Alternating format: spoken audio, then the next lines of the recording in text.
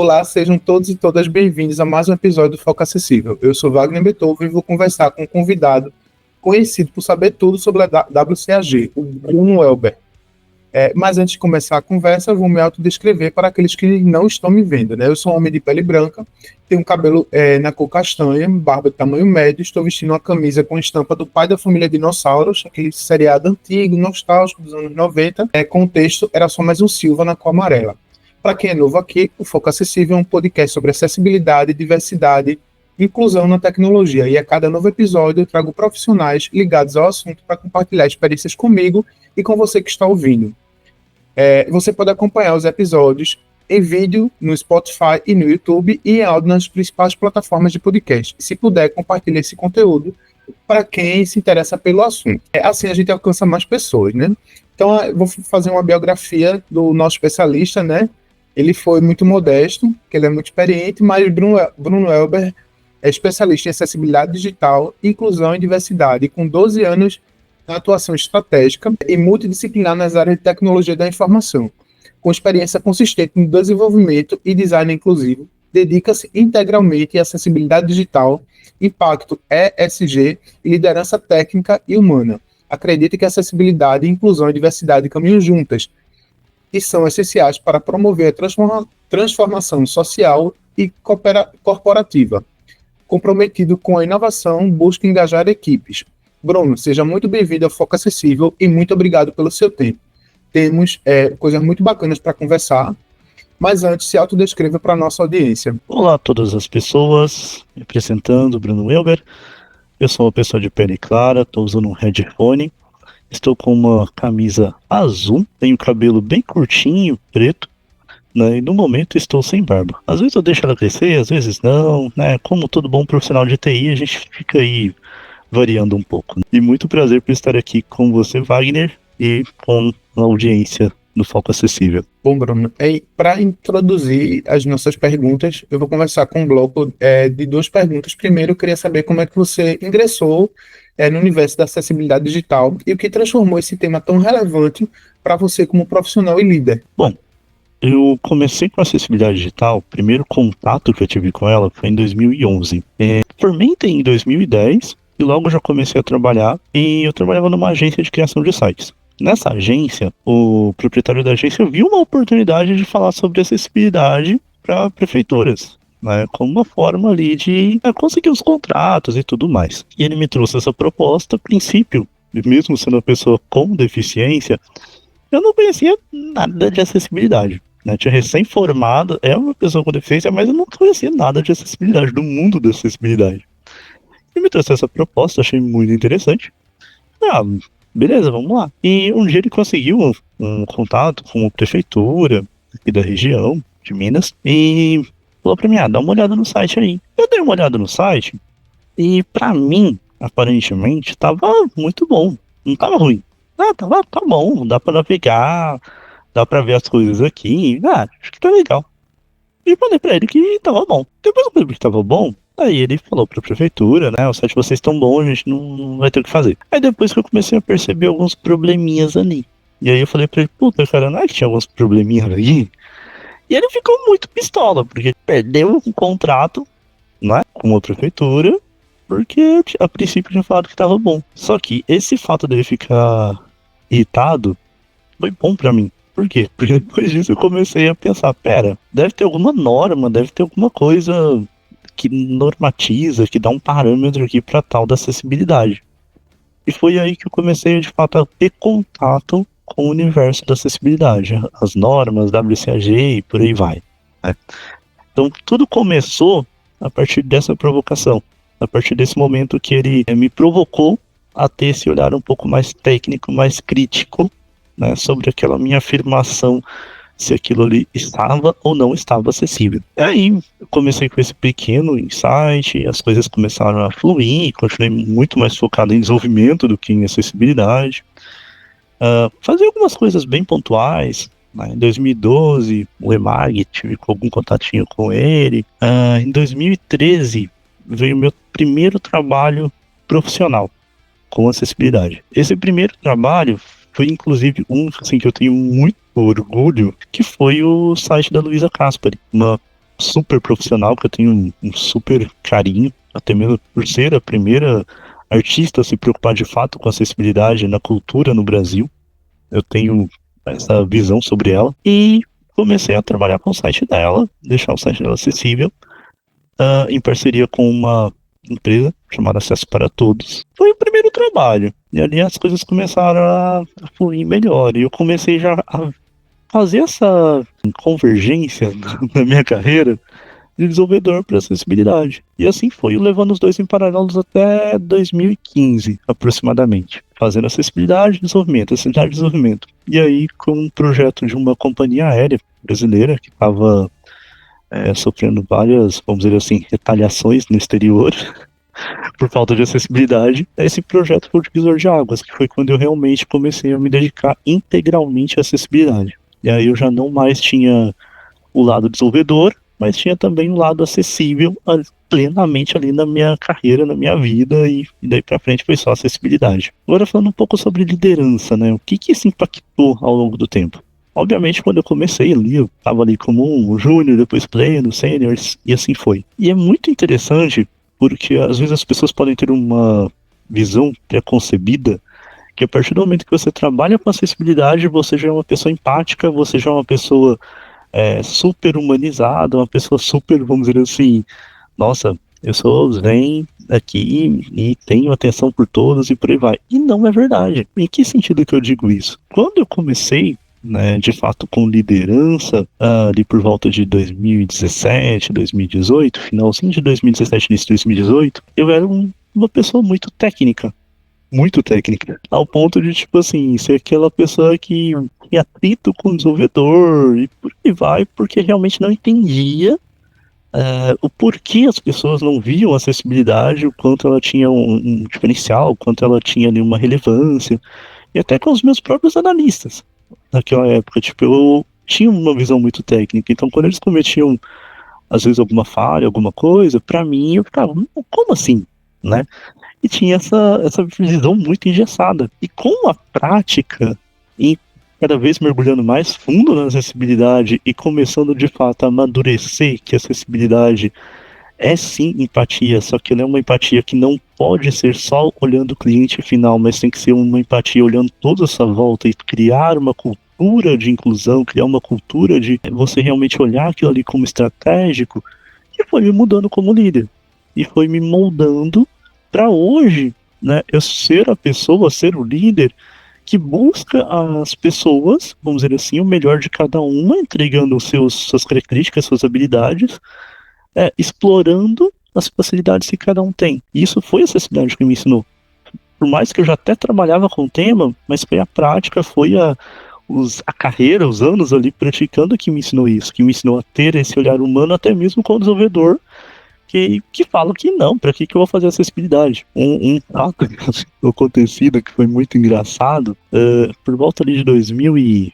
não lembro exatamente, 18, 19, por ali, eu e um colega meu, a gente foi dentro de uma consultoria que estava desenvolvendo aplicativo. E a gente precisava de fazer os testes. E o desenvolvedor foi muito agressivo com a gente, no sentido de por que eu vou fazer acessibilidade.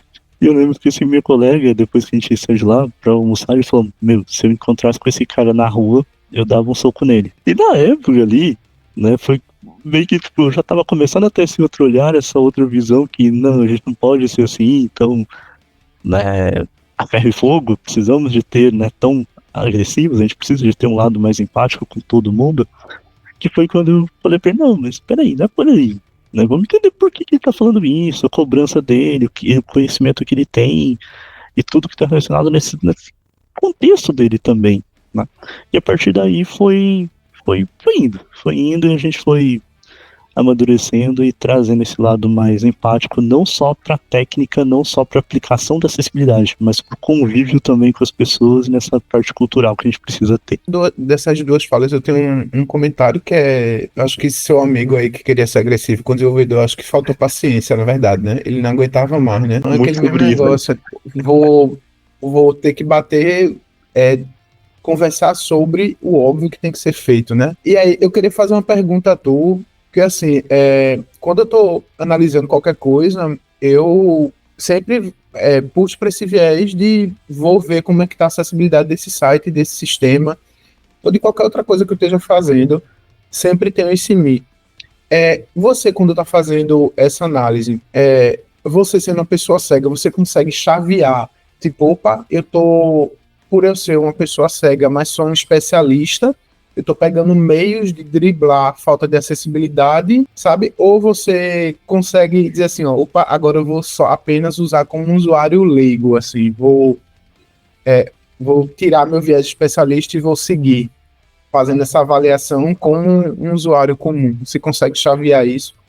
Porque de Sim, fato eu não consigo. sim, e é essencial, Wagner. É essencial aprender a fazer isso. Por quê? A partir do momento que você vai se aprofundando tecnicamente, você de fato cria certos vícios. Até mesmo porque, cara, o dia a dia na internet ele não é fácil para pessoa que tem algum tipo de necessidade específica, né? Ele tem barreiras. E conforme ele se aprofunda tecnicamente, ele vai entendendo a aprender também como contornar essas barreiras. Só que se ele não desativa esse lado dele, expert em tecnologia, na hora que ele está fazendo uma avaliação, ele vai trazer o que eu chamo de acessibilidade personalizada, que ele vai trazer uma acessibilidade para as necessidades dele naquele momento. Quais são as necessidades deles? Aquelas que ele não conseguiu contornar, usando os meios que ele conhece. Consequentemente, a gente vai ter uma acessibilidade enviesada, a gente vai ter uma acessibilidade deficitária, porque a maioria dos usuários não possui aquele conhecimento que aquele especialista está utilizando naquele momento ali para contornar.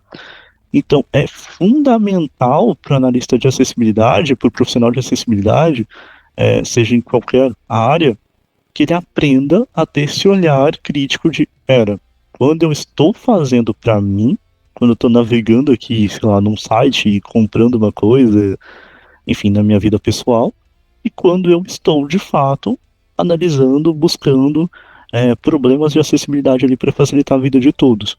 No começo, é muito difícil, né? Porque você precisa de ter ali uma, como eu posso dizer, né? Uma chavinha muito forte e uma autopoliciamento, vamos dizer assim, né? Um policiamento de si mesmo, para garantir que você está fazendo isso. Mas com o tempo você vai criando esse hábito, com o tempo você vai criando esse costume e você vai aprendendo a fazer isso.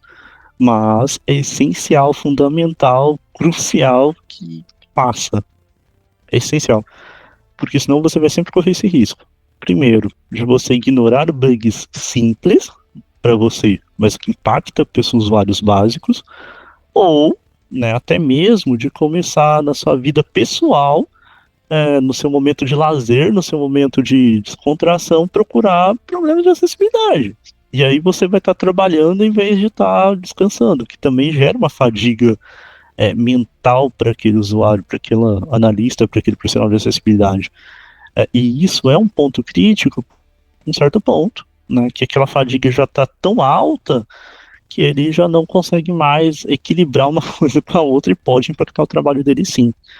Então é fundamental treinar o cérebro, treinar os nossos costumes, os nossos hábitos, para saber separar esses dois momentos. Admito que ainda estou nessa batalha de separar, sabe? Mas Te entendo, super te entendo. Vamos para a segunda pergunta aqui. Você fala no LinkedIn um termo muito interessante chamado acessibilidade 360.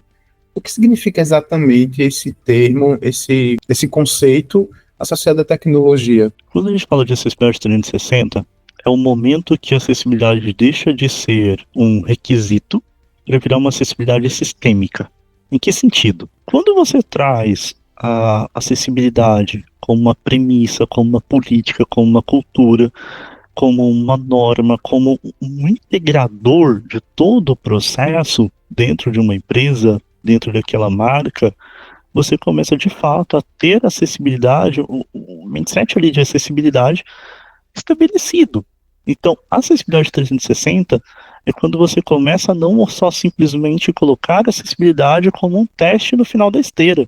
É quando você começa a aplicar o shift left, é quando você começa a trazer acessibilidade para a marca como um todo, é quando você começa dentro daquela empresa, não é só o meu canal digital que é acessível, mas eu busco também nas minhas lojas ser acessíveis, eu busco também no meu recrutamento aqui de pessoas ser acessível, eu busco também ter a cultura de inclusão de uma forma muito efetiva dentro do contexto como um todo. Então, essa Acessibilidade 360 é você conseguir ter o olhar de tudo que está à sua volta para integrar aquilo dentro de acessibilidade. Eu até brinco, né, que a acessibilidade é a colinha das empresas. Por quê? A gente precisa de ter essa dinâmica transversal, a gente precisa de ter essa dinâmica onde, né, o profissional de acessibilidade ele não vai estar limitado dentro de uma caixa, mas ele precisa de fortalecer essa visão de trazer acessibilidade em todos os momentos. Desde o desenvolvedor, desde o PO, desde o CEO daquela empresa, até, de fato, o cliente final. Porque o cliente final precisa saber que aquela empresa está se posicionando como acessível. Se ele não sabe, se essa informação não chega até ele, talvez ele não vai estar nem buscando, não vai ter interesse em explorar aquela marca por não ter essa informação. Então, a acessibilidade 360 é no sentido de você realmente trazer ela como parte integrante de todo o processo. Então, é uma política, é um processo, é uma cultura, é uma norma, é uma acessibilidade sistêmica. Você percebe, você sente acessibilidade em todas as etapas daquela empresa. É fácil chegar nisso? Obviamente não. Obviamente é sofrido, vamos dizer assim, né? É uma longa jornada até você chegar nesse ponto. Mas o ideal, a premissa de acessibilidade deveria ser de todos conseguirem chegar nesse nível, chegar nessa, vamos dizer assim, nessa expectativa. Então, a acessibilidade 360, ela é isso, é você conseguir, para qualquer lado que você olhar, a partir de onde você está, você vê ela sendo aplicada da forma mais efetiva possível. Um dos pontos bem interessantes dessa abordagem é que a gente só consegue ter as pessoas que são as cabeças das empresas, só conseguem ter essa abordagem quando a gente traz pessoas com deficiência para o ecossistema da empresa, né? Se a partir do momento que a empresa só contrata porque tem uma lei específica para por X colaboradores, tem que ter pessoas com deficiência, quando eu quebro essa barreira e trago de maneira muito natural, trazendo pessoas com deficiência, qualificadas, pessoas de outros nichos que não necessariamente tecnologia, profissionais que trabalham com RH, com marketing, seja lá qual for a área da empresa, é mais fácil, né, ter que essa consciência seja criada e as pessoas tratem com mais naturalidade isso, né? Eu diria que sim e não, Wagner. Por quê? Por um lado, né, quando você consegue trazer essas pessoas dessa forma bem multidisciplinar, já é uma empresa que tem já um pezinho, um quezinho de ser uma empresa inclusiva. Porque muitas empresas, às vezes, não traz por desconhecimento. Né, tipo, do que essas pessoas são capazes, do que essas pessoas têm de fato de potencial, e consequentemente não abre essas oportunidades. Então, para ela fazer esse tipo de coisa, já tem ali alguém que está martelando, alguém que está dando.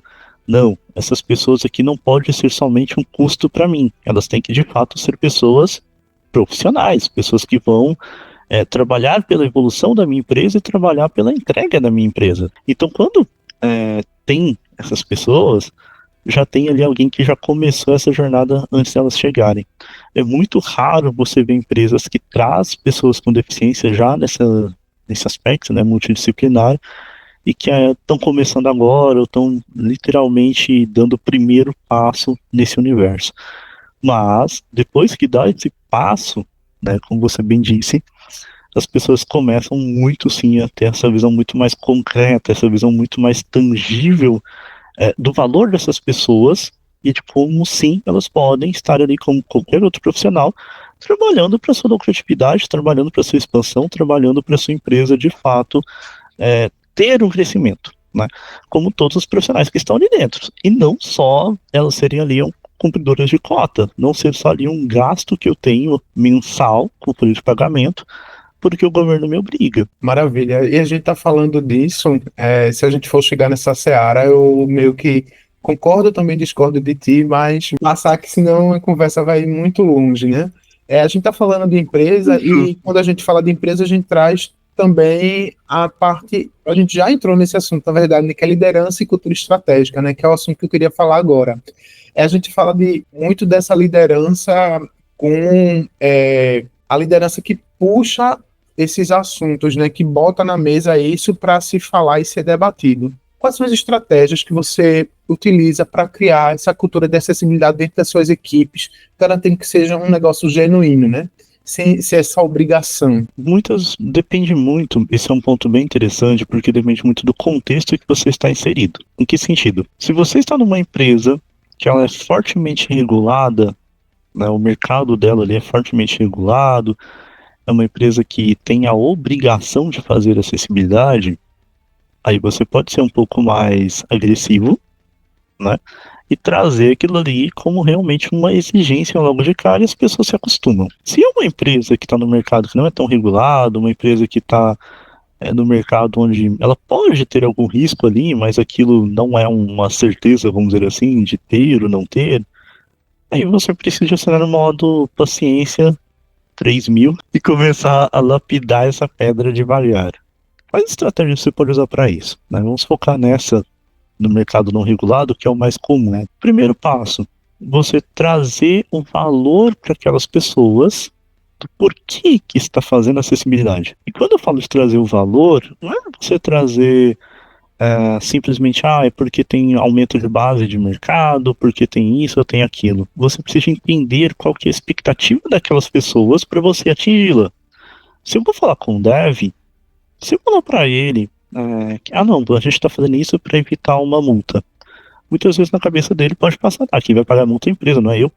Então, para ele não tem relevância isso. Mas se eu chegar nele com o argumento do, olha, você fazendo o código acessível, a gente está fortalecendo essa base de código, a gente está trazendo aqui boas práticas e você está aqui incrementando tal coisa e trazer um caso real, uma pessoa com deficiência de fato ali para ele ver experiência. Às vezes não, se você não chamar uma pessoa com deficiência por perto, traga vídeos, traga materiais, traga formas dela ver isso. Ela vai ter um propósito. E se ela tem um propósito, aquilo se torna natural, aquilo se torna prático. Mas, né, antes de chegar nessa camada, vamos dizer assim, é extremamente importante que você atinja a liderança da empresa. Por quê? A acessibilidade, quando ela não é top-down, infelizmente ela tende a ser muito mais custosa, a ser muito mais complexa de ser implantada. E até mesmo de você trazer essa cultura de propósito para as pessoas. Porque o passo inicial delas, às vezes, precisa sim de ter um impulso ali um pouco mais forte para que aconteça. E que sentido? Às vezes as pessoas estão realmente muito sobrecarregadas, às vezes aquela equipe está com prazos apertados, às vezes aquela equipe está com dificuldades mesmo para entregar o básico que eles precisam, e chega alguém falando, olha, tem um requisito a mais para você. Isso, a princípio, vai ser mal visto, não tem como isso ser bem visto, né, a gente sendo sincero. E mesmo quando você tenta criar o senso de propósito, já se tem ali uma barreira inicial deles, né, que tipo assim, meu Deus, é mais uma coisa para me fazer. Então, se você tem esse apoio da liderança, se você consegue esse top-down para dar o primeiro impulso, fica mais fácil de você fazer essa adaptação, fica mais fácil de você conquistar e aplicar o propósito das pessoas. Tanto no aspecto de designers, no aspecto de desenvolvedores, no aspecto, enfim, de todos ali envolvidos naquele projeto. Dá para fazer sem apoio da liderança alta, sem um top-down? Dá para fazer. Sempre dá. Mas o seu gasto de energia, o seu gasto para conseguir alavancar alguma coisa se torna muito maior. E aí você precisa de fato de trazer ali estratégias muito mais profundas. Em que sentido? Poxa, se você é um dev e que quer trazer esse tema, vai lá, faz o seu código e mostra para o seu colega, olha, veja como meu código está. E eu não tive esforço. Se você é um designer, começa a fazer coisas acessíveis depois de feitas, né? Entrega aí, olha, fiz assim, assim, assim, porque isso impactou em tal coisa. E você começa a trazer essa questão do propósito, você começa a incentivar as pessoas a ter um outro olhar. Ganha pelo exemplo, na verdade, né? Ganha pelo exemplo, sim. A gente tá falando aí de, oh meu Deus, a palavra fugir aqui, oportunidades de fazer com que as empresas abordem esse assunto. Mas você já conseguiu identificar quais são os principais erros estratégicos que as empresas cometem quando elas estão abordando acessibilidade? Primeiro erro, acreditar que acessibilidade é algo simplesmente normativo. Em que sentido? Uma tese que eu defendo muito é que quando você vende acessibilidade somente como questão de compliance, você está fadado ao fracasso, infelizmente. Por quê?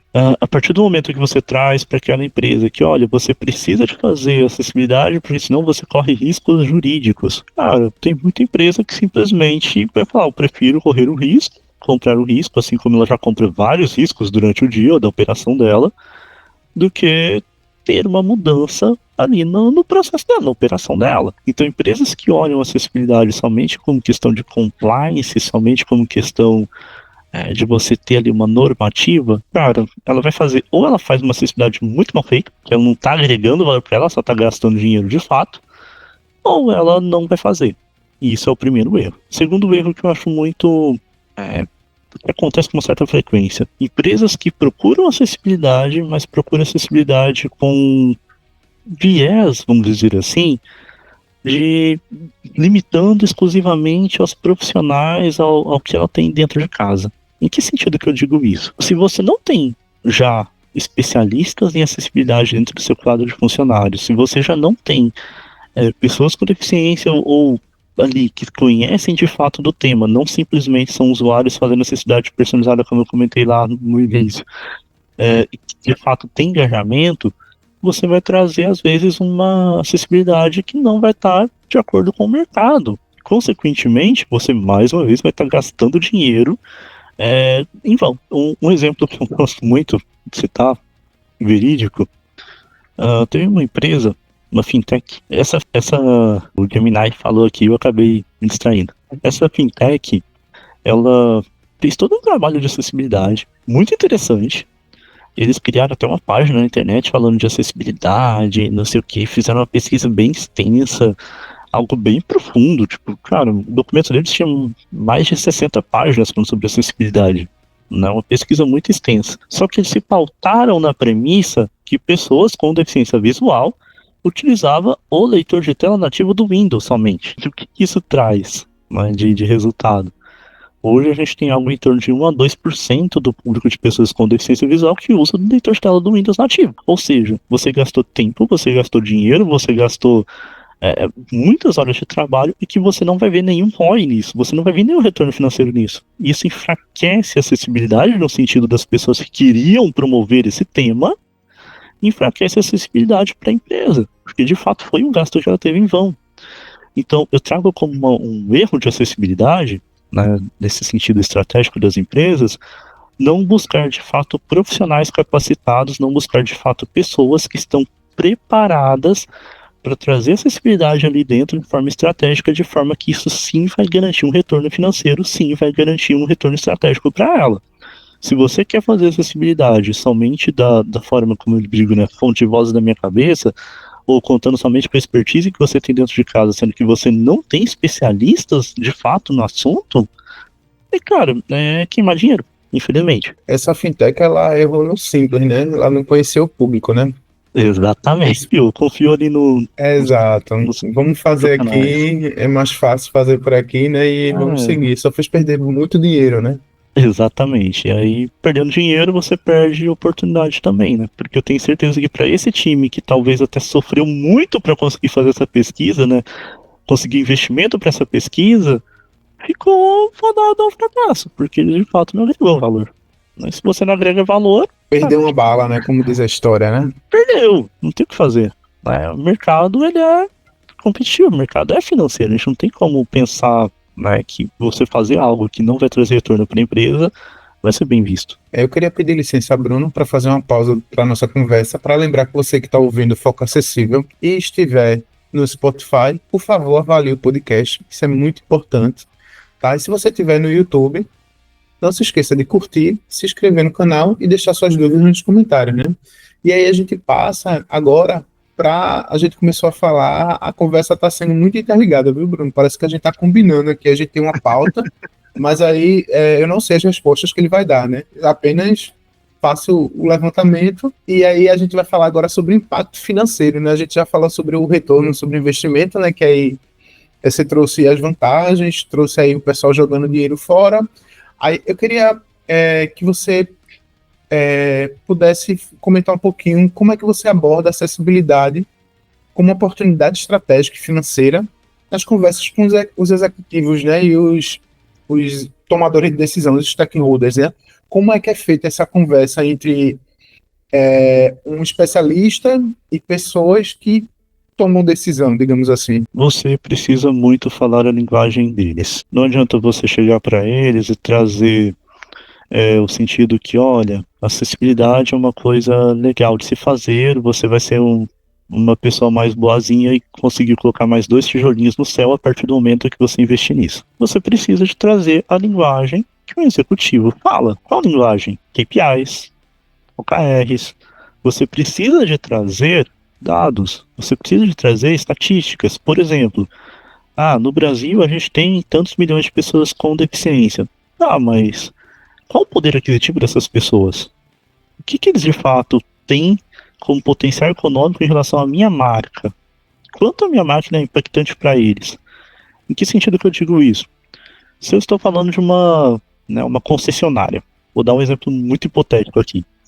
Se eu estou falando de uma concessionária e eu quero ali vender acessibilidade para eles, faz sentido eu falar para eles logo de cara que fazer acessibilidade vai proporcionar que pessoas usuárias de leitor de tela tenham acessibilidade à aplicação deles, vai comprar mais carro? É muito abstrato para eles ainda, porque é o primeiro contato que eles estão tendo.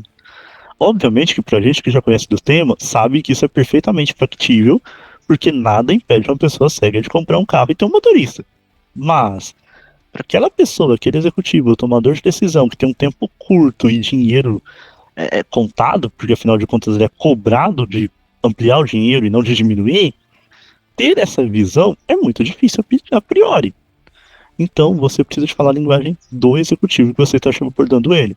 Em que sentido? Tangibiliza, concretiza, traga dados, traga estatísticas. Olha, eu estou falando de 1,3 bilhão de pessoas com deficiência no mundo. Tá, mas a minha marca não é multinacional. A minha marca é focada aqui no mercado brasileiro. Faz sentido trazer esse número? Não vai fazer.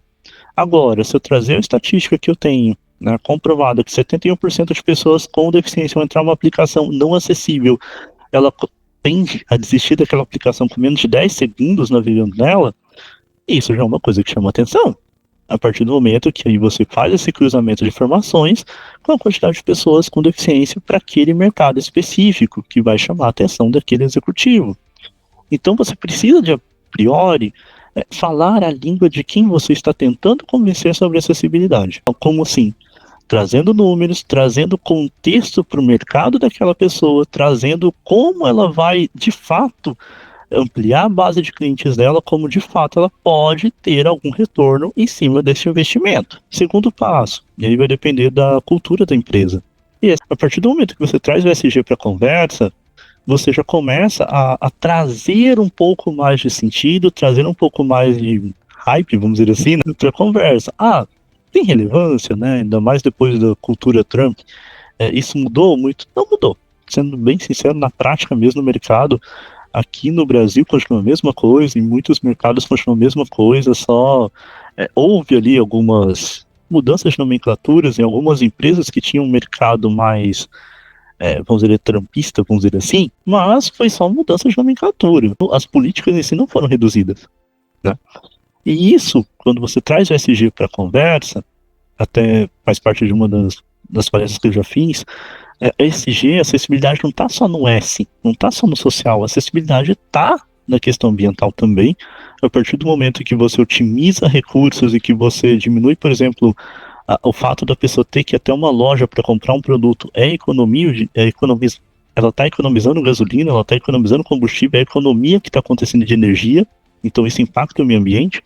A partir do momento que você traz acessibilidade, no sentido de governança, você está sendo mais ético, você está sendo mais compliance, você está num direcionamento mais assertivo dentro da sua empresa, então, consequentemente, você também está mais de acordo com a questão de ter uma governança transparente e ética. Então, acessibilidade dentro do ESG não está somente no S, está nas 3 letrinhas. E isso para empresas que valorizam esse sentido, né, que valorizam essa questão, faz uma total diferença. É uma forma também de você conseguir ali também engajar as pessoas. Além disso, que outra forma você pode falar e trazer para essas pessoas? Em alguns casos, como eu comentei lá, né, tem os 2 estilos de empresas, aquelas que são de mercados regulamentados e mercados não regulamentados. Se for uma empresa de mercado regulamentado, o jurídico, né? A partir do momento em que você traz ali o jurídico, que você traz o risco legal, que você traz o risco de sanção que ela tem, isso chama muito atenção. Isso traz ali um peso muito grande para o que você está falando. Só que não adianta você chegar lá também e só falar, olha, você corre o risco de sofrer uma multa. Tá, mas eu corro o risco de sofrer uma multa de quem? Se a gente ir pelo lado das seguradoras, por exemplo, que é fortemente regulada pela SUSEP. Seguradoras regulada pela SUSEP, que norma que eu tenho da SUSEP de acessibilidade específica? Eu não tenho. Então, você também precisa trazer esse contexto. Por que que a pessoa vai ser sancionada? Por que que ela vai sofrer esse risco? A partir do momento que ela trazer ali o risco que eu estou falando jurídico. Agora, se eu vou para uma empresa no mercado de aviação, por exemplo, né, é muito mais fácil, porque a ANAC tem várias normas que falam sobre acessibilidade específica. Então eu consigo trazer essas normas para a mesa, eu consigo já trazer, indicando todos os detalhes e fazendo com que aquele executivo perceba o porquê tomar aquela decisão naquele momento faz sentido. Então é você trazer realmente de forma muito concreta, tangível, indiscutivelmente palpável, o porquê a acessibilidade faz sentido naquela área. Mas, volto a repetir, trazer o discurso que a acessibilidade é legal, acessibilidade é uma coisa boa, de bom coração você fazer, cara, muito difícil isso funcionar. Sinceramente, acho que foi pouquíssimos casos que eu já vi até hoje que funcionou. Você trouxe aí alguns relatos sobre números, né? Eu não sei se ainda não sei se é possível fazer esse levantamento, se, por exemplo, as pessoas que vivem com pessoas com deficiência, até que ponto elas usam essa falta de acessibilidade como filtro para investimento de alguma coisa. Por exemplo, se eu sei que meu filho, meu marido, minha esposa não consegue comprar numa loja porque ela não tem acessibilidade, será que eu vou querer comprar também? Sabe, esses pontos aí que eu não sei até que ponto isso pode ser mensurado, né? E aí você trouxe outro assunto. Quer falar, Bruno? Tem uma estatística, depois eu vou pegar e deixar a fonte aqui para vocês, né, do podcast, para você, Wagner, que calcula, assim, esse número. Aproximadamente uma pessoa com deficiência pessoa com necessidade específica, não só deficiência, que não tem acessibilidade, ela pode impactar de 2 a 3 pessoas à volta dela a não consumir daquela marca. Consequentemente, isso gera um número que chega na casa dos trilhões. É absurdo a quantidade de dinheiro que pode ser perdido a partir dessa influência. O que é uma coisa que acontece muito simples. Eu até, como eu sempre brinco, quando a gente vai num restaurante e a gente gosta, a gente recomenda aquele restaurante para todo mundo. Quando a gente vai num restaurante que a gente não gosta, a gente fala mal daquele restaurante para todo mundo. E isso não é diferente com as pessoas com deficiência e a relação dela com as marcas, né? Isso pode ter um impacto para minha marca significativo, de nossa, vou perder uma base de cliente gigante. Pode ser que sim, dependendo do seu mercado. E pode ser que não. Mas de qualquer forma, no seu score de brand love, você está caindo, você está perdendo comunidade, você está perdendo a oportunidade de fidelização de clientes. Então, tem essa estatística assim, depois eu vou deixar como fonte aqui, Wagner, né, para você.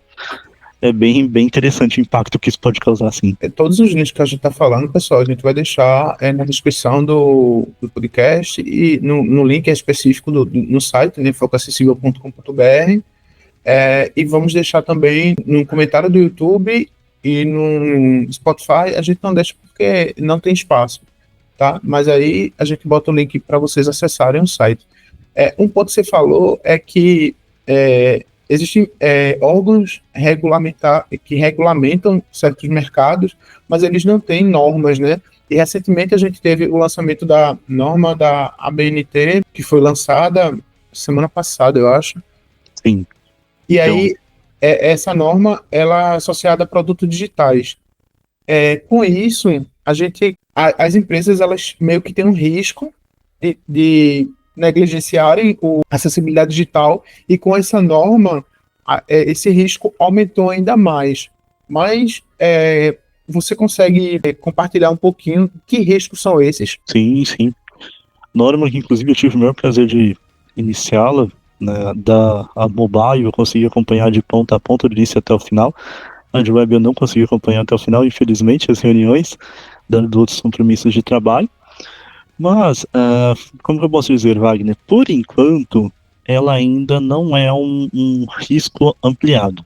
Em que sentido? Ela ainda a BNT é uma norma, mas você ainda não tem a regulamentação do artigo 63 da Lei Brasileira de Inclusão. Por você ainda não ter a regulamentação dele, a obrigatoriedade vinculando a BNT, ela é uma base, que a gente já tem uma base jurídica forte, né? Afinal de contas, é uma BNT, mas ainda não é uma obrigatoriedade, vamos dizer assim. O ponto interessante da BNT, inicialmente, é que ela é uma transpilação, vamos dizer assim, da WCAG.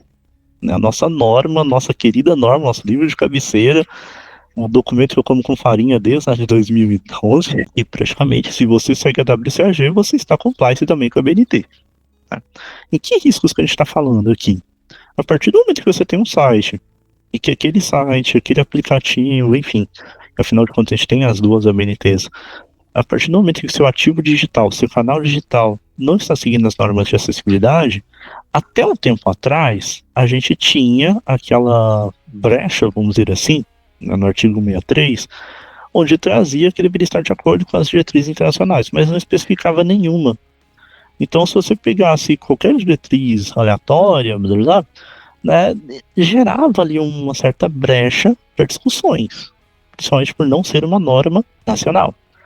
Agora, tendo a BNT, o Ministério Público, principalmente, tem onde se pautar. Eles têm agora uma ferramenta para mensurar o que se chama de acessibilidade.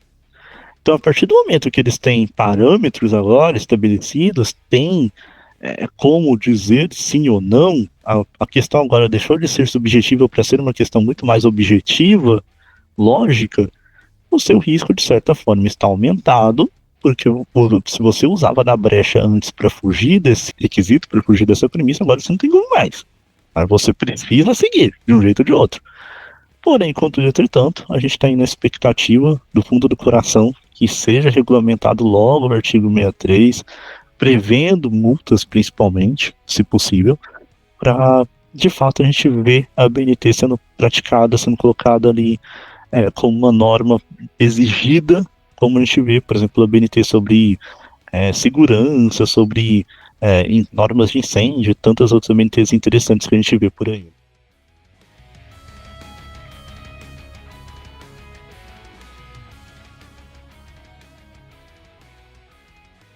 Bacana. A gente vai falar agora sobre neurodiversidade, tá?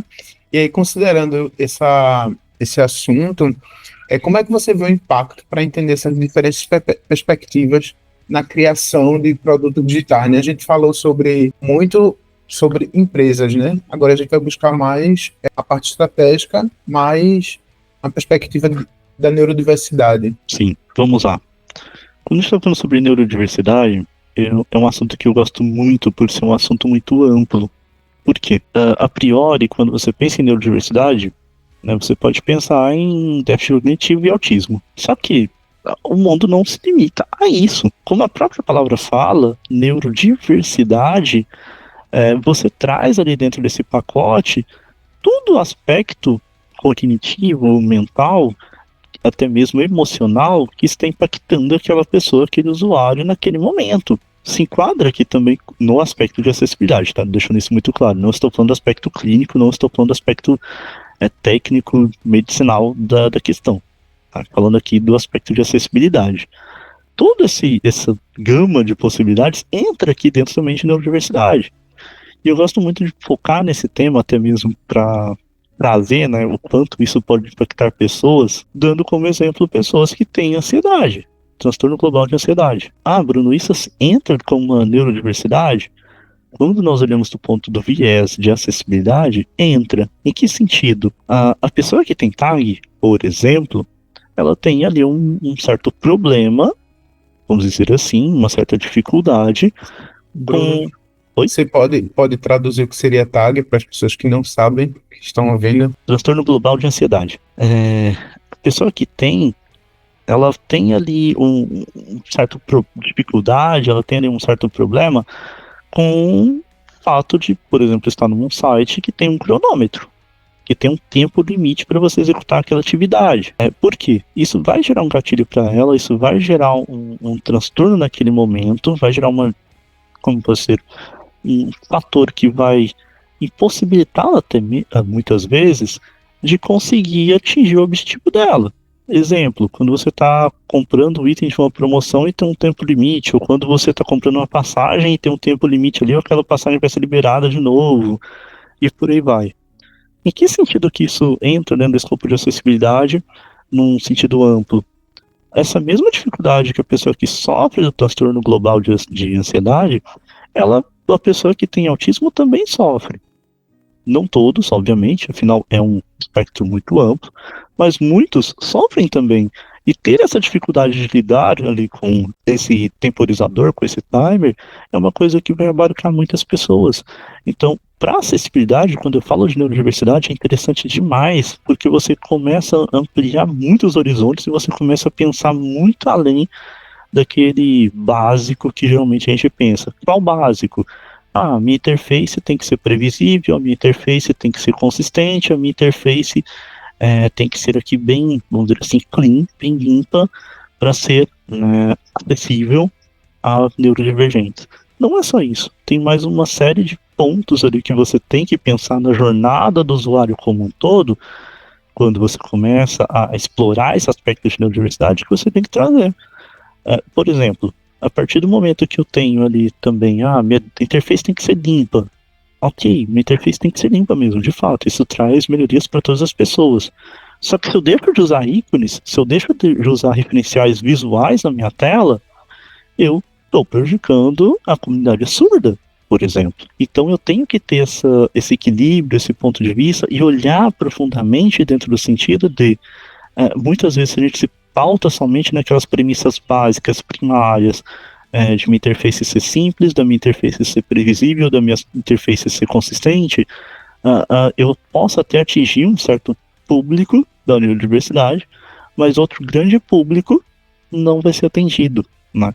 Eu dei o exemplo aqui da comunidade surda, né, com a questão de você tirar os ícones, tirar as imagens, mas não só para eles. Pessoas com dislexia também se beneficiam, pessoas com baixo letramento também se beneficiam. Então é todo um ecossistema que você tem que pensar, todas uma série de variáveis muito sensíveis que você precisa de equilibrar quando você pensa em neurodiversidade. Eu acho que o ponto principal para mim que eu gosto muito de reforçar é, cara, quando você pensa em neurodiversidade, você tem que realmente pensar muito além da caixa. Neurodiversidade não se resume a autismo, neurodiversidade não se resume a TDAH. Neurodiversidade é realmente a diversidade de características que as pessoas possuem.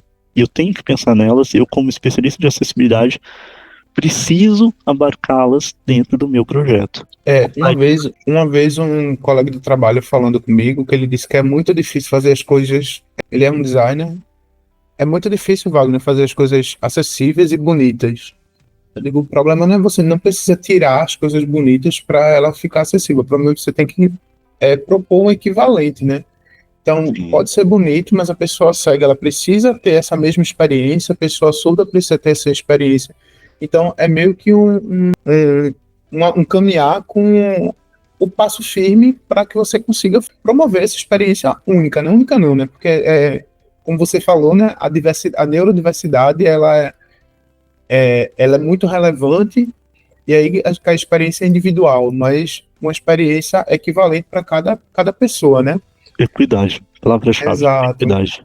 E aí, quando a gente está falando de oportunidade de negócio, a gente fala muito sobre tomadora de decisão.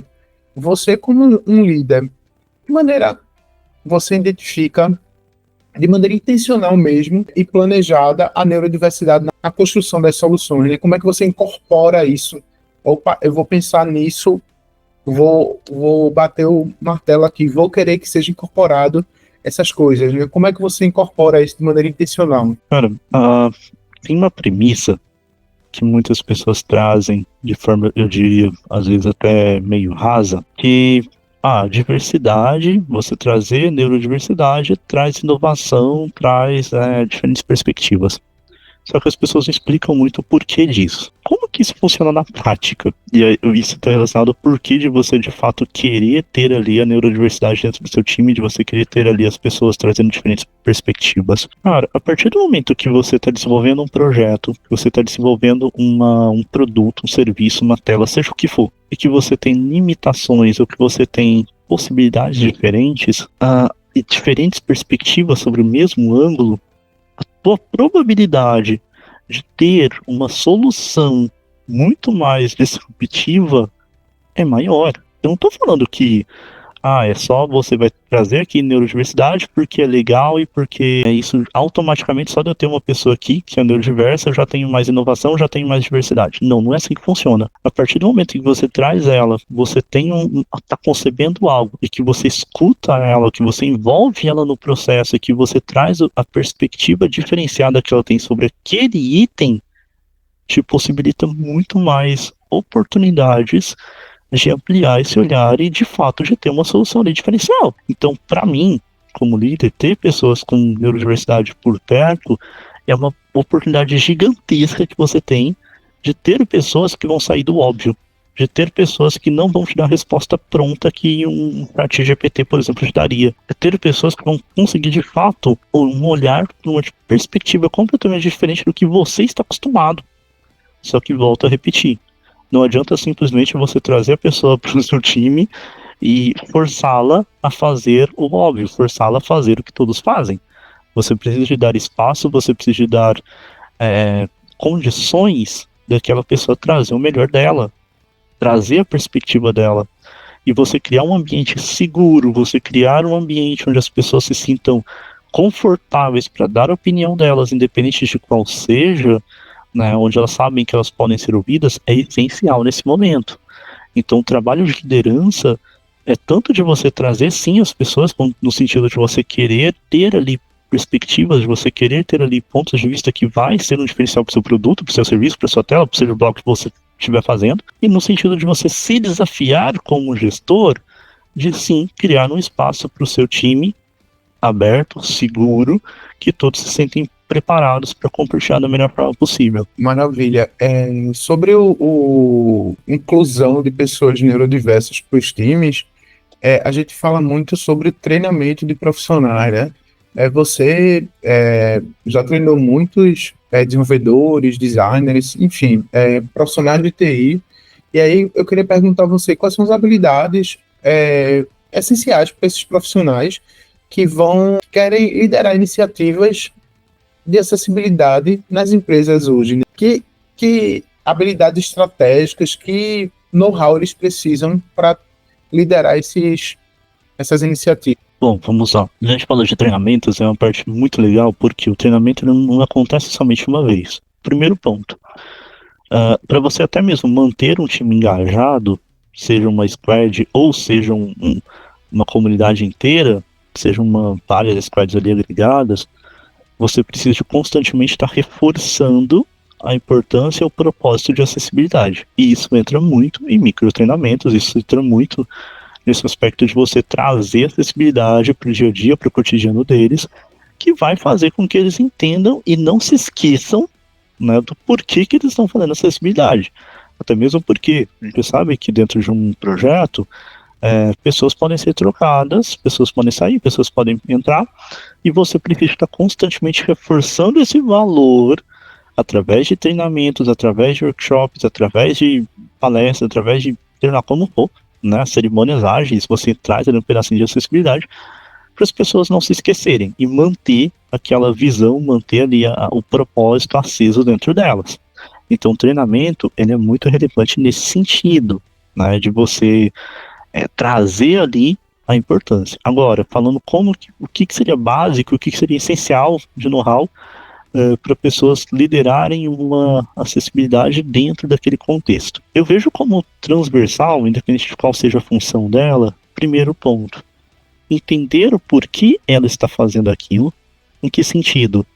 Eu quero trazer acessibilidade aqui para esse produto, mas por que eu quero trazer?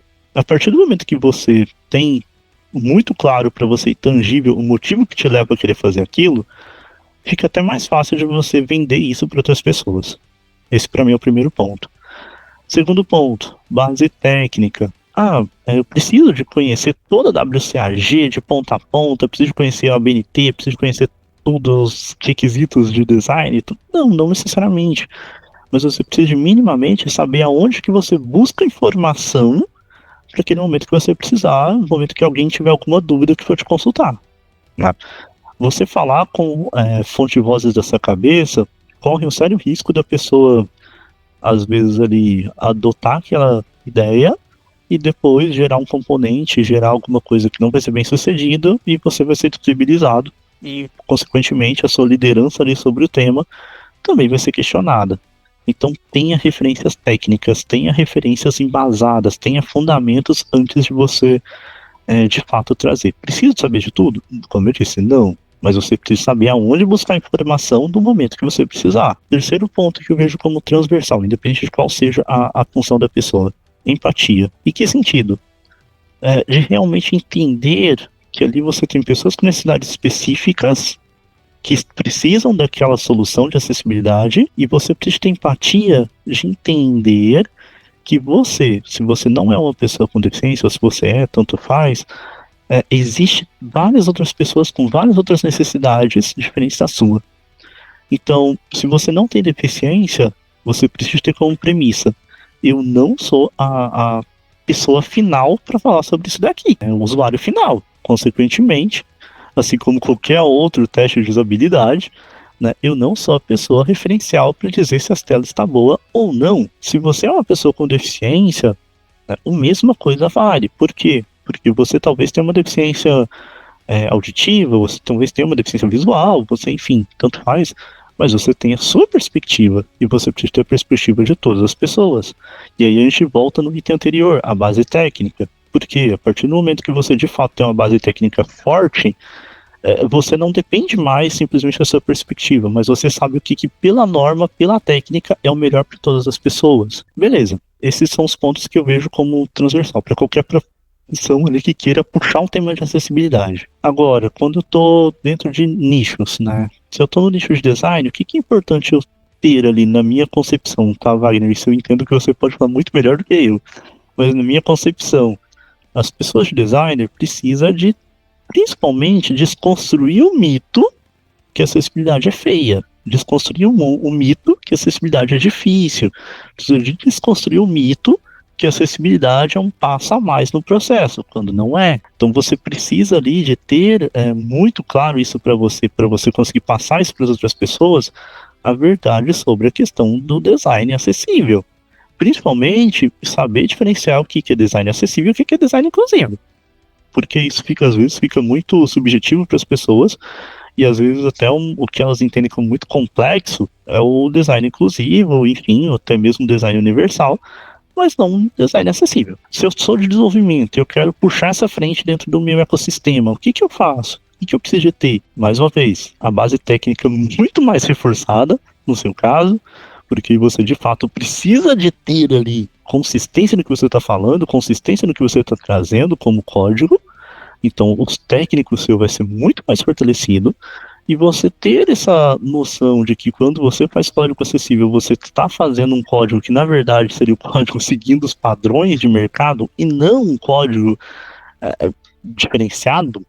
Isso também agrega muito valor até mesmo para você como profissional. E você pode trazer isso para as pessoas, porque você ganha em performance, ganha em N pontos a partir do momento que você traz suas boas práticas, né? E isso você dá o exemplo. Se você é um PO e você quer trazer o tema de acessibilidade, eu diria que o caminho é até um pouco mais fácil. Por quê? Porque é mais fácil de você levar a sua squad a pensar sobre o tema.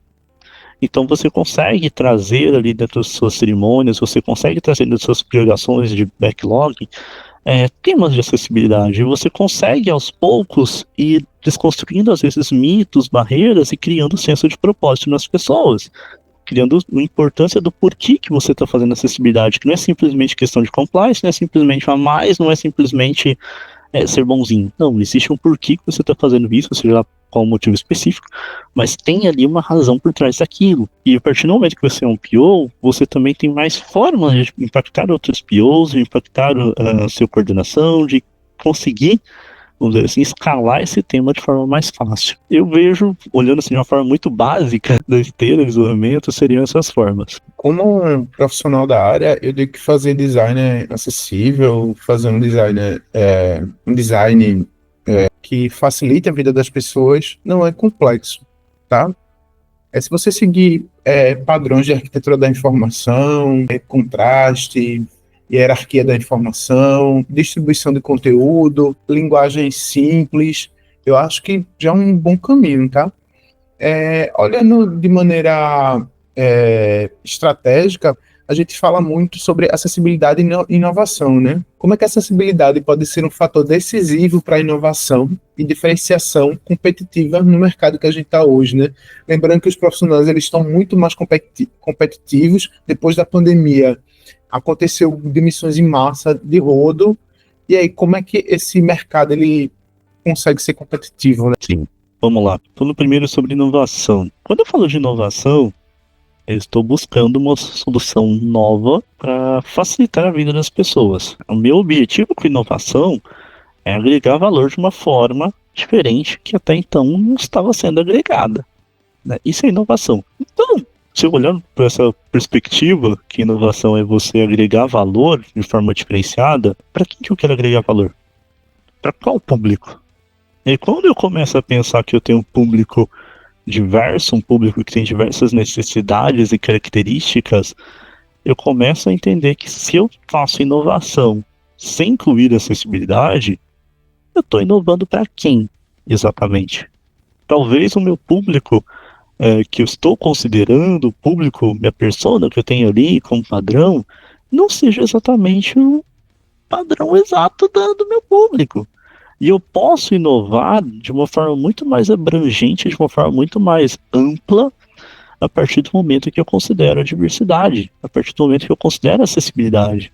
A acessibilidade é uma ferramenta para a diversidade. Tem um case que eu acho muito interessante sobre a Força Aérea, quando eles começaram, a Força Aérea dos Estados Unidos especificamente, quando eles começaram a ter os aviões a jato, eles tinham muitos casos de acidente.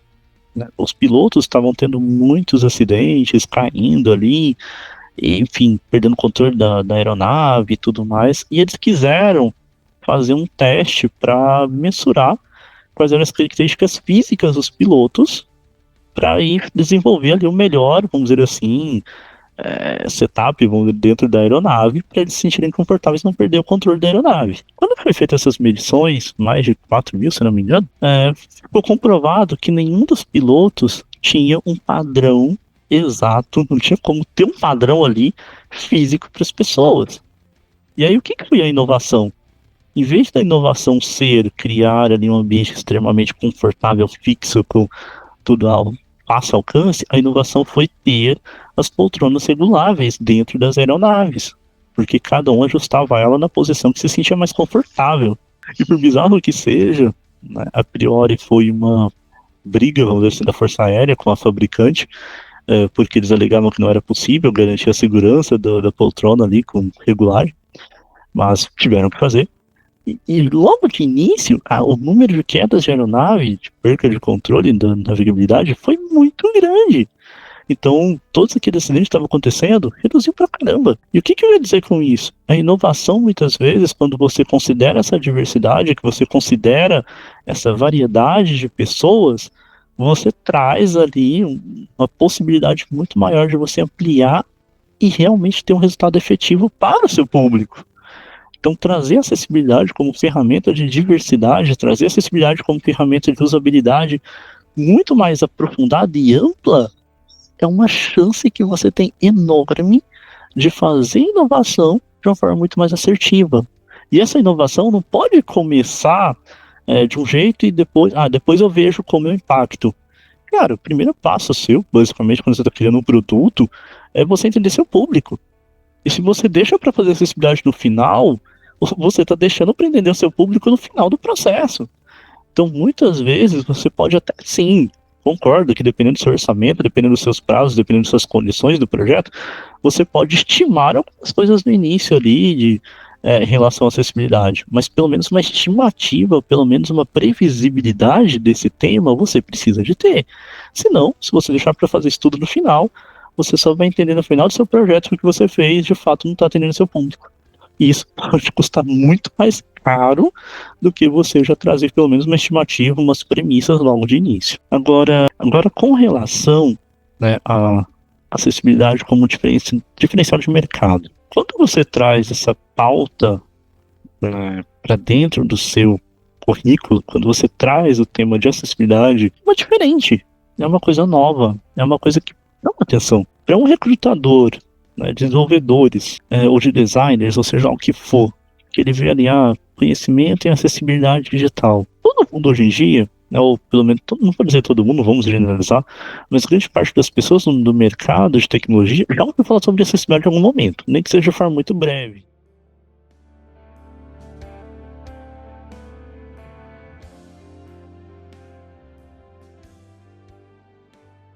Então, quando a gente fala sobre acessibilidade, é um diferencial de currículo, né? As pessoas de recrutamento, por mais que você possa pensar, não são pessoas técnicas, mas já deve ter ouvido falar desse tema em algum momento. Então, chama a atenção. Ter no seu currículo acessibilidade vai trazer um diferencial, sim. Só que o que eu chamo muito a atenção?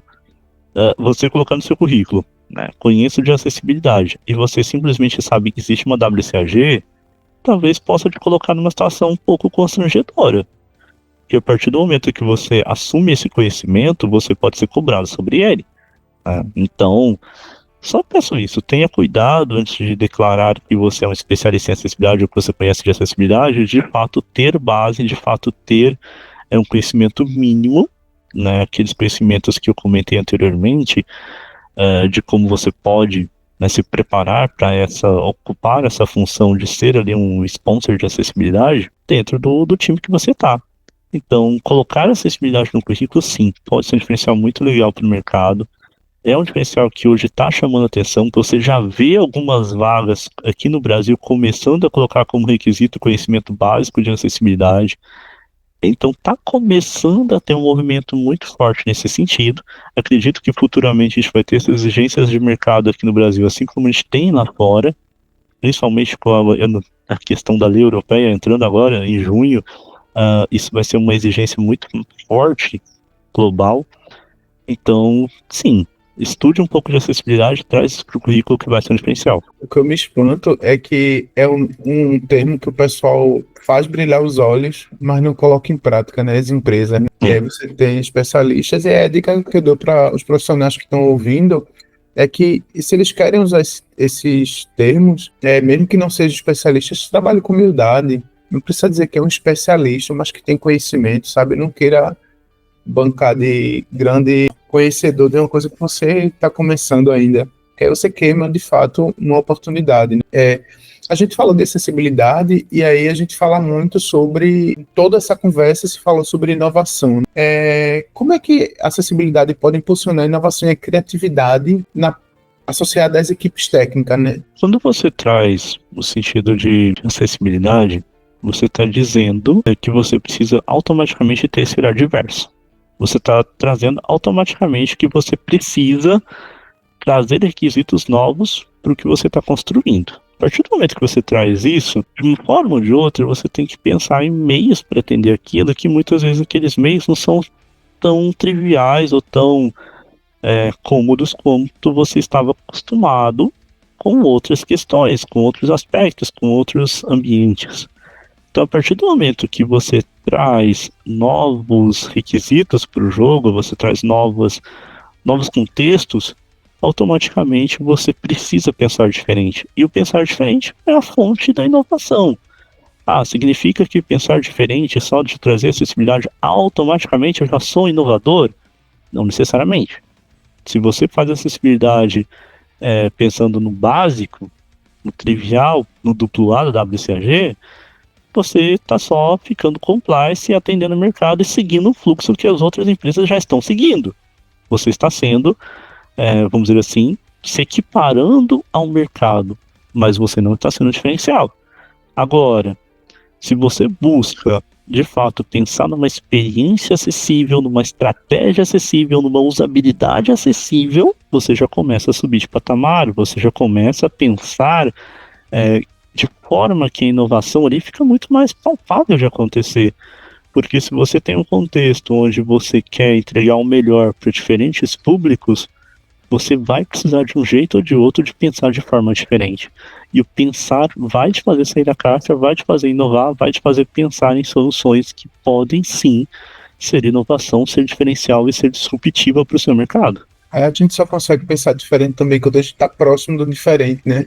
Então aí as pessoas têm que estar próximas da diversidade maior, né? Se permitir estar, né? Um ponto que eu gosto de perguntar para as pessoas que vêm para o podcast é como é que elas encaram o futuro, né? Como é que você encara o futuro da acessibilidade e do mercado nos próximos anos? Vamos dizer que eu acho que esse ano de 2025 vai ser um ano muito divisor de águas, um ano muito... vai quebrar paradigmas até então, por causa justamente da questão da União Europeia. Como a gente tem, no dia 28 de junho, entrando essa obrigatoriedade da acessibilidade para as empresas pertencentes à União Europeia ou para empresas que fazem negócios dentro da União Europeia, a gente tem um mercado muito grande começando a se movimentar para atender essas necessidades. Se a gente olhar para o mercado há um tempo atrás, eu diria que até 2023, 2024, os Estados Unidos era o polo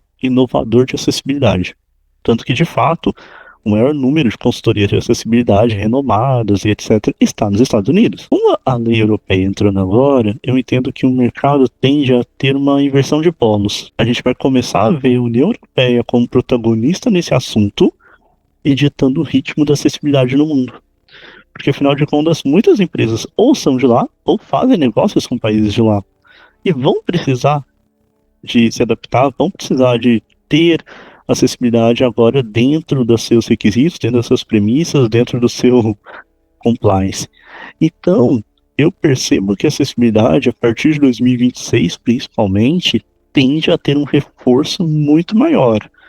E aqui um ponto que eu acho muito legal, e que me deixa feliz, vamos dizer assim, como profissional de acessibilidade, que a nossa régua de maturidade e acessibilidade vai ter que subir. Hoje, no mercado brasileiro, ela ainda é uma régua muito, vamos dizer assim, se comparando com o mercado americano, ela ainda é uma régua bem ainda lá no início. A gente está aqui bem começando a engatinhar, dando os primeiros passos, começando ali a tomar uma forma. E com esses requisitos, a gente vai ser obrigado a trazer o conceito de engenharia de acessibilidade para dentro da mesa, a gente vai ser obrigado a trazer o conceito de arquitetura de acessibilidade para dentro das nossas discussões, para dentro do nosso projeto.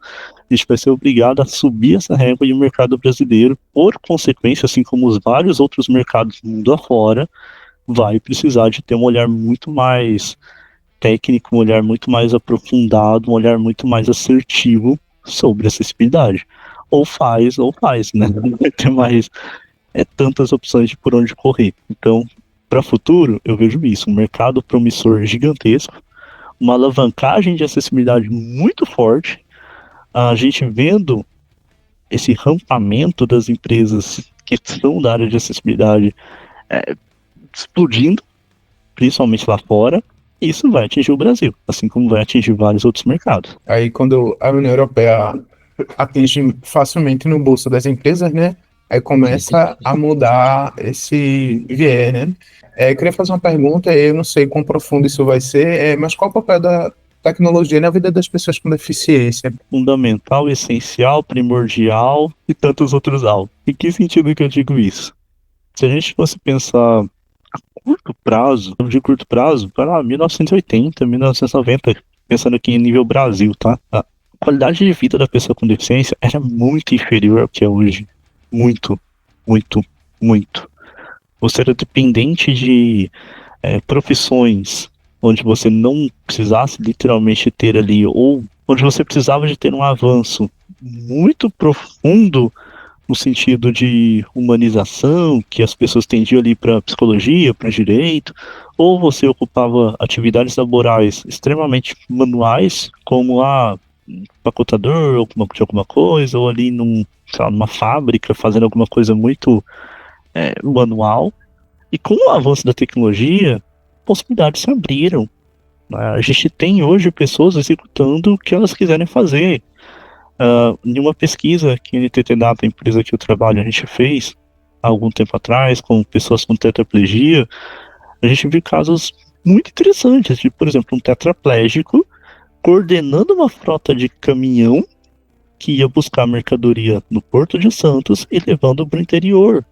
E fazendo isso usando o WhatsApp, usando a aplicação lá da empresa, e uma pessoa tetraplégica. A gente viu um caso de um cara que ele fazia day trade na bolsa de valores, ou seja, cotação em tempo real, lidando com ações, utilizando a tecnologia. E são casos, assim, muito bonitos de se ver, de possibilidades que a tecnologia trouxe. E aí eu não falando além do sentido laboral, não falo só no sentido de trabalho, mas no sentido também de humanização, vida pessoal, qualidade de vida. Como você hoje tem a possibilidade de chamar um carro de aplicativo ali, tranquilamente, esperar o carro chegar, embarcar e ir até o destino que você quer. Antes, se a gente pensasse em algum tempo atrás, ou você ligava para uma central de táxi, ou você precisava pedir ajuda a alguém para abordar um táxi que está passando na rua. Só que como que você ia fazer isso? Como que você tinha essa possibilidade?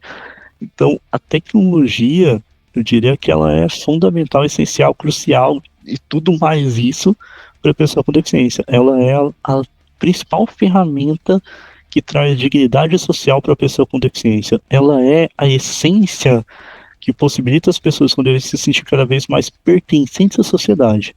E o lado muito complexo disso, eu diria que é um lado que me motiva diariamente, é que nós, profissionais de acessibilidade, somos as pessoas que garantem que todas as tecnologias que foram criadas vai de fato ser útil para essas pessoas. Vai de fato ser relevante para essas pessoas. Por quê? Não adianta você criar um aplicativo de, vamos pegar de transporte mesmo, super inovador, super interessante, mas que a pessoa não consegue utilizá-lo para ir do ponto A ao ponto B porque ela tem uma necessidade específica. Qual o sentido? Qual a relevância? Qual o impacto que a tecnologia trouxe para essa pessoa? Nenhum. Então nós, profissionais de acessibilidade, temos como missão, dever, eu diria que como compromisso, fazer com que a tecnologia seja de fato transformadora na vida das pessoas. E isso é uma coisa que me motiva todos os dias, é uma coisa que me traz propósito todos os dias, é uma coisa que me traz vontade de acordar e falar assim, não, vamos lá, que hoje tem mais um dia de batalha pra gente conseguir fazer as pessoas terem uma vida melhor. Relato, sempre que eu faço essas perguntas, eu fico de alguma forma tocado, assim, mas vamos seguir, né? A gente chegou na parte final da conversa, eu tô aprendendo assim, tá sendo um bálsamo para mim. E aí eu queria pedir para as pessoas que estão ouvindo, né? Vocês podem mandar suas dúvidas para o focoacessível@gmail.com, e aí eu repasso as dúvidas para o Bruno, para qualquer outro convidado que você tenha visto aqui, tá? E lá você também pode dar feedback, dar dicas de convidados e de conteúdos, né? Caso você não queira mandar e-mail, no nosso site focoacessível.com.br tem um espaço para comentários. E aí eu chego umas perguntas mais simples, eu acredito. Bruno, você poderia indicar livros, podcasts, profissionais que são referências de maneira estratégica ou não, que você recomenda para desenvolvedores, designers e líderes e gestores interessados em acessibilidade? Sim, vamos lá. Como fonte de conhecimento, eu sempre gosto de dizer que o site W3C e o MDN são os melhores lugares para você adquirir conhecimento.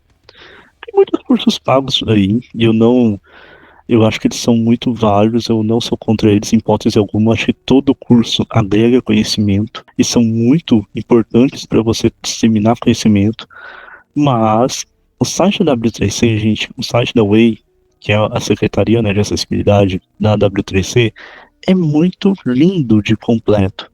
E se a gente bebesse direto da fonte, muitas das nossas dúvidas seriam sanadas. Por exemplo, WCAG 1.0.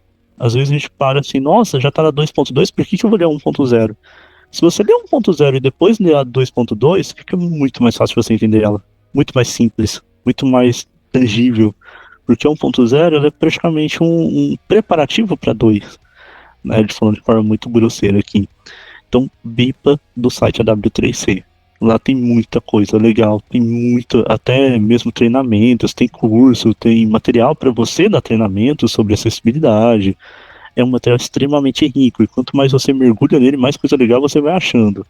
MDN, né, o site também, se não me engano, é da Fundação Mozilla, ele tem muito exemplo de código, tem uma referência muito forte de acessibilidade. Então ele tem conteúdo muito legal para você aprender também, principalmente se você é mais técnico, do que fazer, o que não fazer quando você está falando de acessibilidade. E existe vários outros muito interessantes, o próprio site da DK, o A11Y Project e vários outros conteúdos. Aqui no Brasil, o pessoal do Web para Todos, né, que tem conteúdos riquíssimos também, e tem muitas outras. Então, você encontra muito material, muita coisa legal, muitas pessoas interessantes.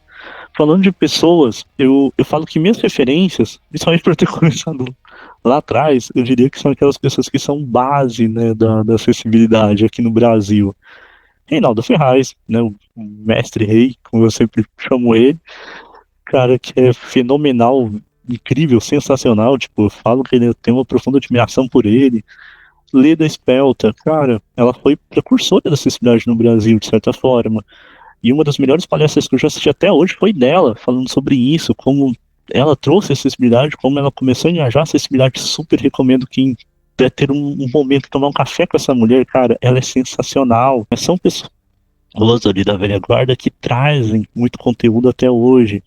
Falando de dias mais atuais, a gente tem, como eu comentei lá, meus primeiros passos na acessibilidade foi na consultoria, né, do Acesso para Todos, com a Cláudia Nascimento. Cara, ela publica partículas de acessibilidade, são conteúdos riquíssimos também. Uma pessoa que não está tanto no mainstream, ela não está tanto na mídia, mas é uma pessoa que tem um conhecimento muito vasto e aprofundado, que vale super ouvi-la, muito, muito. Uma pessoa que eu tenho grande estima também, né, que já teve prazer de fazer alguns projetos juntos, a Sandiara Pérez, a nossa querida Sandy. Cara, a Sandy fez um trabalho gigantesco lá com o Worcel, muito lindo, e é uma pessoa super acessibilista, né? A gente, quando para conversar, é horas. Eu tive o enorme prazer de fazer alguns projetos com ela, e muito, muito ricos, né? Falando de empresas também, Redesign for All, da nossa querida Dani Falcão. Cara, a Dani é uma pessoa espetacular, ela, né, não tão focada em acessibilidade, o foco dela é design, mas ela traz ali esse engajamento das pessoas, a diversidade de uma forma muito profunda. Né? É uma pessoa maravilhosa também de seguir, de se ouvir, de trocar figurinhas, e por aí vai. São muitas pessoas que eu tenho assim, uma enorme estima, consideração. Algumas delas não estão tão no mainstream, né, não estão tão em evidência, mas são pessoas que você para conversar, para trocar figurinhas, cara, você se encanta, você aprende, você se desenvolve, a tua cabeça explode, literalmente. Muito bacana as dicas. Além dessas dicas, eu queria deixar que você compartilhasse alguma mensagem para a liderança, gestores ou empresas que não entendam ou não veem acessibilidade como um fator competitivo. Que mensagem você deixa para esse público? Sendo muito objetivo, se você não fazer acessibilidade agora, você vai ter que fazer mais cedo ou mais tarde. Quanto mais cedo você começar, maior a sua chance de ter um retorno efetivo sobre o seu investimento. Em que sentido que eu digo isso? Se você ter que começar a preparar suas bases agora, quando isso for um requisito para o seu mercado, você já vai estar preparado ou você vai ser diferencial. Se você não faz isso agora, o seu custo de adequação, o seu custo de adaptação vai ser muito maior. Vide o caso da LGPD. O custo que a gente teve de trazer LGPD, de se adequar, pensar em dados, proteção dos dados, foi um esforço muito grande. Foi ali muito dispendioso você pensar nisso tudo. E a acessibilidade vai ser um movimento que vai acontecer naturalmente mais cedo ou mais tarde da mesma forma. Então agora pode ser um momento de você trazer isso para sua operação de uma forma muito mais tranquila, serena, com baixo investimento e que vai te trazer um retorno muito maior lá na frente. Maravilha. E aí eu queria saber como é que as pessoas podem entrar em contato contigo. Bom, pessoas entram em contato comigo. Principal canal que você consegue falar comigo, WhatsApp. Por quê?